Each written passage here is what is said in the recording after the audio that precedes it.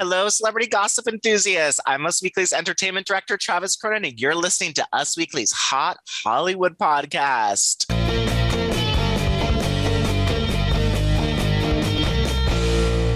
The show where we break down all of the hottest and most drama-filled things happening in Hollywood this week. And luckily, I am joined by my two amazing co-hosts, the woman in red with the red hair. It's Gwen Flamberg. Hi, guys.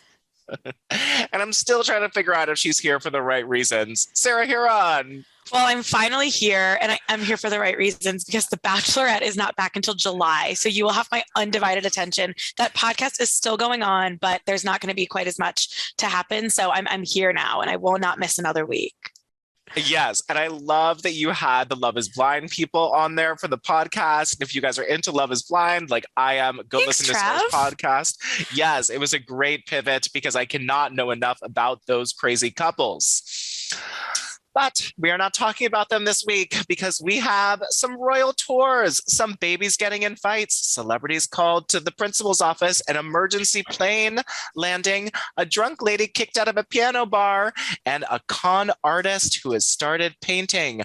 But before we get into all of this, let us start with our woes of the week. These are the stories that made our hosts just go aghast, and we just need to highlight them because they will not get out of our brain until we talk about them. Gwen Flamberg, what made you go, whoa, this week? Well, guys, I don't know if you, like me, have just been wondering if Rihanna and A$AP Rocky are engaged because Rihanna keeps wearing like this giant, amazing sparkler on that finger. But when a paparazzi asked her this week what was up with the ring, she was kind of like, oh, what, this old thing? And shrugged it off as if it was nothing, just a little cocktail bling that she was sporting. A jeweler has estimated the ring to be worth about $500,000 to $700,000. I mean, it's just a little piece of ice, baby. I'd like to wear it, even if nobody asked me to marry them. But, I don't know. Anyway, it made me go, whoa. Number one, because I would love to know if these two are going to tie the knot. I'd actually love to see it. I think they're really cute together, but also just the sheer price tag on a ring that may or may not be special. If you guys haven't seen it or heard the story, go to usmagazine.com/stylish and read that and all manner of Hollywood bling news. God, a $500,000 cocktail ring. Samantha Jones could never. I hope it is. Sarah Huron, what story just made you go, whoa, this week? Well, you mentioned The Bachelor, and this was the first Monday without it, but have no fear because entertainment news doesn't sleep. And Kylie Jenner, right on cue, around that 8:00 mark, decided to announce that her son's name is no longer Wolf. And Wolf Webster was born, or the artist formerly known as Wolf Webster. The baby formerly known as Wolf Webster. The icon already formerly known as Wolf Webster was born at the beginning of February, and Kylie announced the name was Wolf with an Instagram story. And just this week, she posted the video to our son, very similar to our daughter, which is how she revealed Stormy was even existing back in the day. And this was a similar video, but even though we knew about her pregnancy this time. But she posted on her story, FYI, our son's name isn't Wolf anymore. Sweating face emoji, sweating face emoji. We just really didn't feel like it was him. Just wanted to share because I keep seeing Wolf everywhere. So she obviously posted this YouTube video. Every outlet picks it up. And it's like Wolf's nursery, Wolf's, Louis Vuitton teddy bear that's apparently worth 20 grand and all that fun stuff. But it's no longer Wolf. There's a lot of theories why, including one of Travis's, that Kylie's former friend Tammy, if you don't know Tammy, she's the one who passed out on a stretcher at Kylie's birthday party back in 2018, then hooked up with Tyga in an In-N-Out parking lot based on his song lyrics. Yeah. Tammy's son is named Wolf. So people are thinking, oh, and Tammy has not been afraid to, throw a little shade on the TikTok, even though no one knows who Tammy is. She also said when Tammy is pregnant and when someone asked Tammy what she's naming her new kid, she said she's thinking Stormy or something, like she's throwing digs in. So don't know if it was Tammy. Don't know if it was just because Wolf is like not really a name. I'm really just hoping that she comes out with the next name and it's like Paul or Bob or John. I want it to be so basic and I think that's hilarious. Yeah. I also think we should do a very special episode of the Hollywood podcast where we have all of Kylie's former friends speak out about why they are not friends anymore. Pia Mia, I am still one of your only fans out there, and I think you are so great.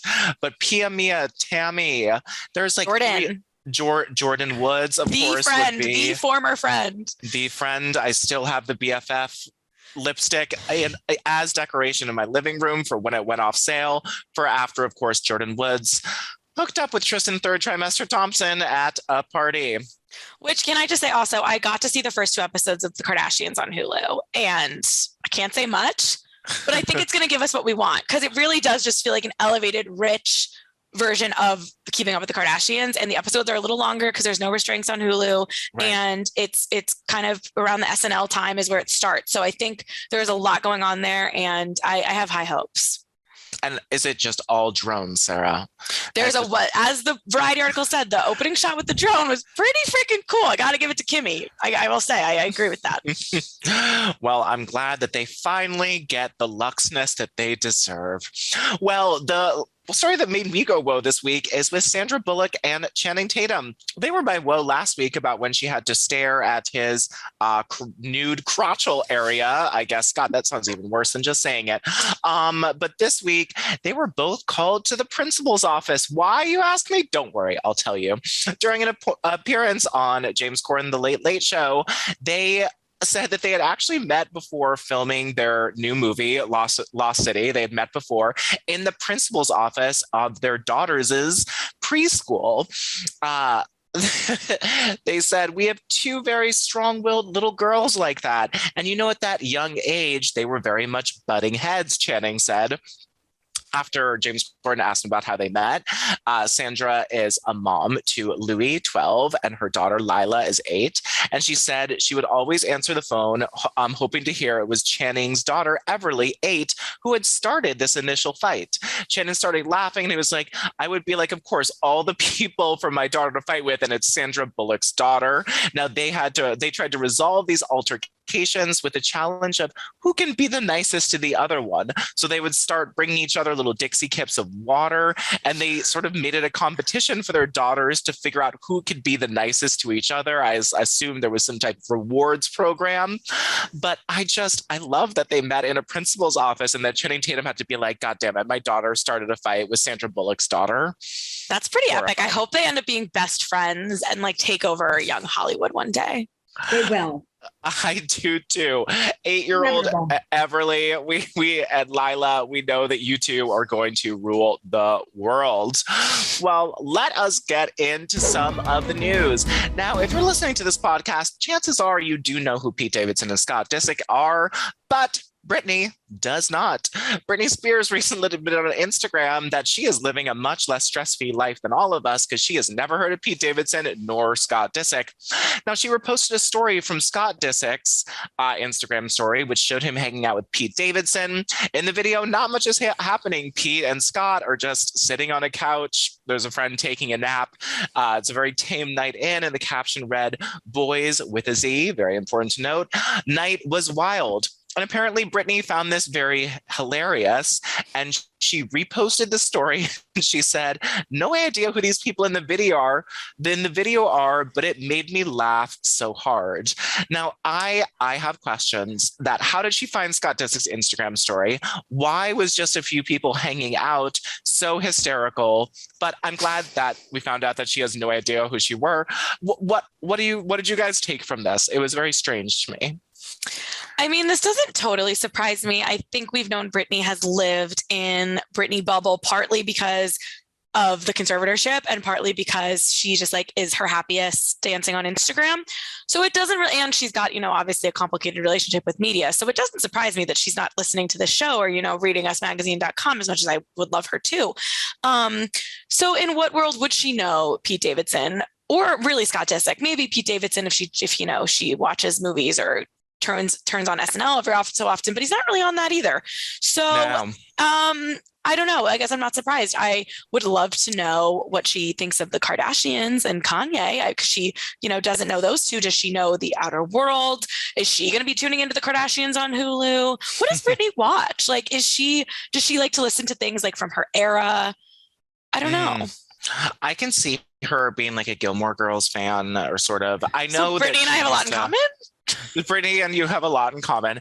I know that back in the day, part of her rider was the entire box set of Friends that she would request, and it had to only be on DVD because she didn't know how to use like technology in that sort of way. But I just want to know how she reposted Scott Disick's Instagram story and found it and has no idea who she was. That is the whole of this story that we will continue to dig into. Maybe the cameras are rolling and we'll get Scott and Pete's reactions on season 2 of the Hulu show. One can hope, Sarah. One can hope. Well, it was a scary week for Miley Cyrus because her plane had to make an emergency landing. She was on her way to Paraguay when her flight had some issues. Miley Cyrus posted a message on Instagram on Wednesday telling them the plane had been struck by lightning. And the post included a video of a flash of lightning from one of the plane's windows.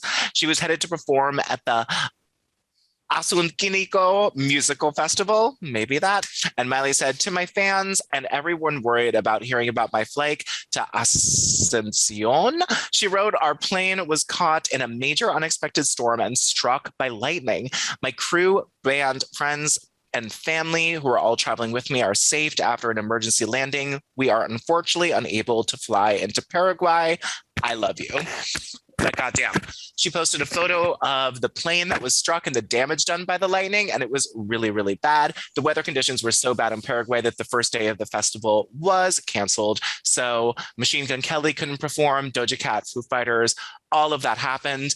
But did you guys see the photo? It was sort of scary, and you don't really hear about planes getting hit by lightning very often.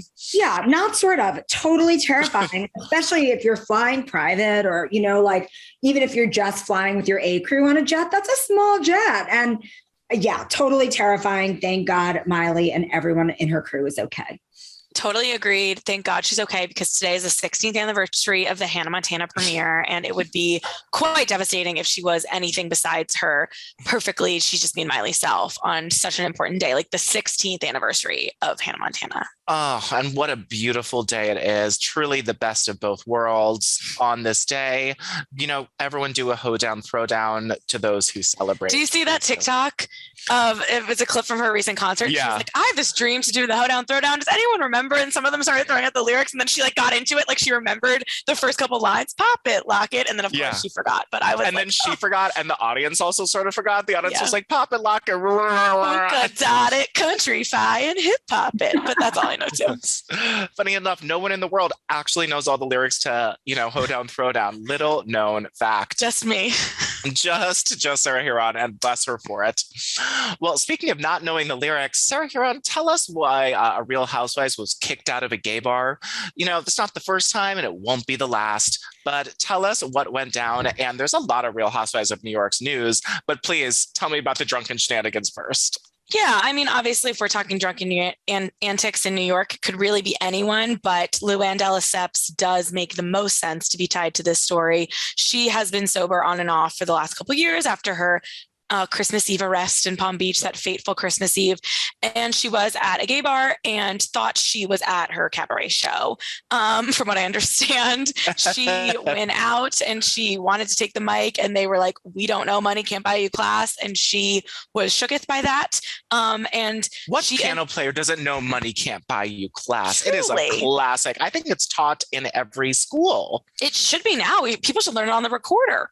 But Luann initially denied this and said, I went out and I was feeling all Giovanni, but clearly money can't buy you class, especially with an audience who doesn't appreciate my music. There's certainly no girl code anymore, but I live to see another day. Chic, c'est la vie. So that was the initial reaction. Wow. And then a few days later, it was more of an apology saying, this week, after a regrettable incident, I was faced with the truth. I want to apologize to the staff at Townhouse and anyone else I may have offended by my behavior. Clearly, my struggles with alcohol are real. While I have made great strides over the years, there's been times I've fallen. It's one day at a time. I'm in recovery and taking steps to ensure this doesn't happen again. I'm grateful to my family and friends for their constant support. Wow. Have you been to the Townhouse, and have you seen Luann get kicked out of an establishment? Because I have seen both. I've seen Luann get kicked out of an establishment. I've never been to the Townhouse, but I have seen her get kicked out of an establishment. All three of us have seen her get kicked out of places. Yes. It happens. Yeah. It happens. She's an icon for that reason, which is why she could be on RHONY Legacy. We don't know, but we've been waiting. There's been no Real Housewives of New York City news for months, ever since that, maybe like half a year now, that canceled reunion, that internal complaint about racism from Ebony and Ramona. And since then, Andy revealed to Variety this week that they're splitting up RHONY into 2 shows. There's going to be a reboot of RHONY, which is the first priority for Bravo, to cast a whole new group of friends to lead us into the next era of New York Housewives. And then a legacy/throwback type show, not sure about the name yet, possibly on Peacock. Probably on Peacock. Definitely on Peacock. With some of our OGs, and, unclear what that's going to really look like. But to me, this just reads like we don't want to get rid of Ramona, but like we got to get rid of Ramona. And I personally am all for it. I loved Ultimate Girls Trip. I don't want them to treat it like that, where it's only 1 week. I want like to follow these people. But I would love, new friends. If it's actually a group of friends in New York City, I think that'd be great too. So this is a dream for me. Agreed. And I felt like the original RHONY, because they didn't have any cast members of color for so long, and it was so unrepresentative of what New York City is. It was supposed to be called Manhattan Moms when the show first got on, but it just wasn't people from the fashion world. There were no people of color. It just didn't feel like a New York City that we see here. So I am glad that they're going to reboot it so it actually looks like New York City. And I love a legacy. We know Jill Zarin is available and one will come back. Alex McCord is sadly living in Australia, but might just fly back to her townhouse for this, because even Louis Vuitton makes mistakes. But this could be fantastic. I am very excited for this. Gwen, have they called you to be on it yet? Not yet, guys, but as much as, fame and fortune are calling to me, I don't want to be photographed getting kicked out of a bar. I don't think it's for me. Maybe not. Well, Luann is back on tour, so someone will give her the mic and you can go see her perform all of those songs. Maybe drunk, maybe sober. We'll see how she is that day. It's part of the fun. It is part of the fun. And as attendees of this concert, Sarah and I can attest that it is a surprisingly fun show, even though there's very little musical talent involved at this cabaret. In the most recent I've seen 3 versions of the cabaret, and in the most recent one, there is a 10-minute, maybe 15-minute video of her teaching you how to make eggs a la Francais while she's changing her clothes. But you know what? That's part of the fun too. Wow. I don't know if I'm horrified or love that, but I guess that's why we love celebrities. Well, let's move on. Kelly, don't call her Clarkson. We've finally found out why she is going by Kelly Brienne. If I ever hear the name Clarkson again, I will scream, for Kelly does not like it. Sarah, what can you tell us about this very unique name change? Well, why it doesn't sound as good.